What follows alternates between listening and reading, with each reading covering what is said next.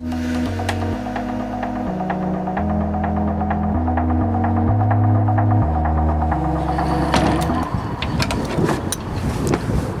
today we're down at Hendy Marine in Swanwick to test the Galia 750 HT.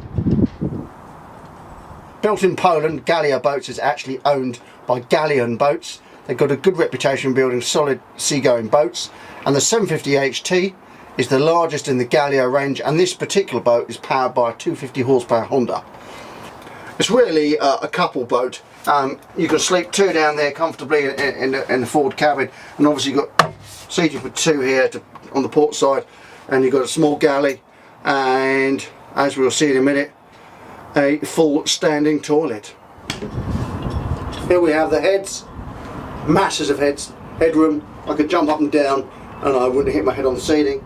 Nice little Corian top sink with storage beneath, all very nicely made, all very solidly put together, and you've got a manual toilet which feeds to a holding tank.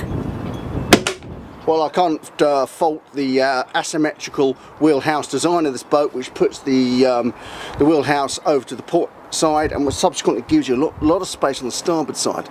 As a result, you get a side deck, an enclosed side deck no less, that most 40 footers would be proud of. Deck access, foredeck access, couldn't be much safer, couldn't be much easier. Perfect as a family boat.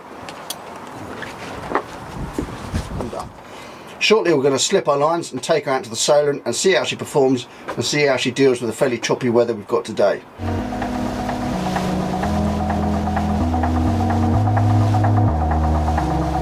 Right, well now we're out in Southampton water at long last. We can get a chance to see how this boat performs out in the water. One thing I like in particular about it is the side opening starboard door here. Essential not just for single-handed skippers who need to get out and do their lines when they're mooring, but because this boat has a bit of a blind spot because of the heads. The only way you're going to get rid of that blind spot is to get rid of the heads, and well, I don't think that'd be a good idea. So you can eliminate much of that blind spot, as I'm going to do now, by opening this door here, look astern, and I can see over my starboard quarter the red jet. Yeah, that's something I certainly don't want to be blind to. So yeah, the door's pretty important. The weather's a bit cheeky today, so I think we'll keep it shut for the time being. Anyway, let's see how she goes. Yeah, lots of bottom end grunt. It's a torquey motor, 250 Honda that she's fitted with. Takes off well. She needs to be trimmed in quite a bit to start with, and then once you get going, you do need to trim her out. On trim tabs, sorry. So yeah, you need to think about your tabs, you need to think about the leg position of the outboard. Once you've come to terms with that, yeah, this boat performs very well. Well, let's see how she goes in the turns.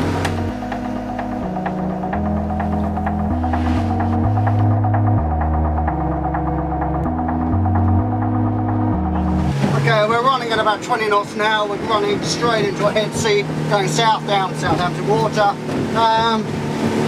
Yeah, a bit of chop. She's dealing with it quite well. This is what I'd say slow cruising speed, the sort of cruising speed you stick with in rough weather, and it's going to progressively more and more rough as we go further south. And shortly we're going to get a pasting from the wake from that red jet, so let's see how she turns. Yeah, good.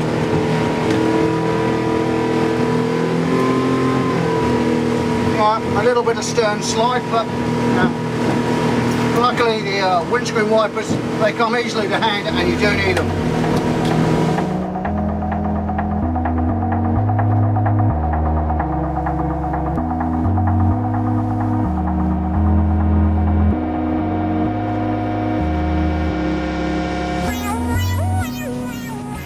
There are a few ergonomic shortcomings with this boat, but this is hole number one, and no doubt the second boat, I've been assured, will have a few changes. Namely, the trim tabs are down here, they're behind the wheel. Not ideal.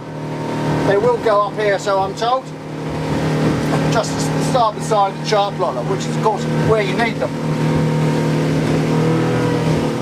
Aside from being a great family cruiser, This boat has also got a lot of potential as a fishing boat, which is possibly its primary purpose.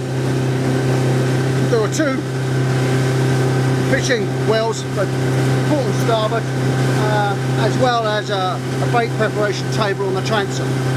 Once you get above 20 knots, you need to trim the leg out to about half. Once you get up about 25 knots, if you're going to shortly, a little bit more. But even with the leg trimmed out 3/4, she still digs in on the turns, as I'm about to demonstrate.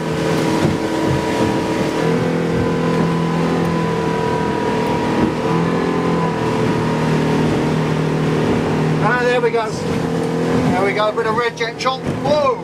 Yeah, cuts that well. We're getting low on fuel, so I think it's about time we headed back.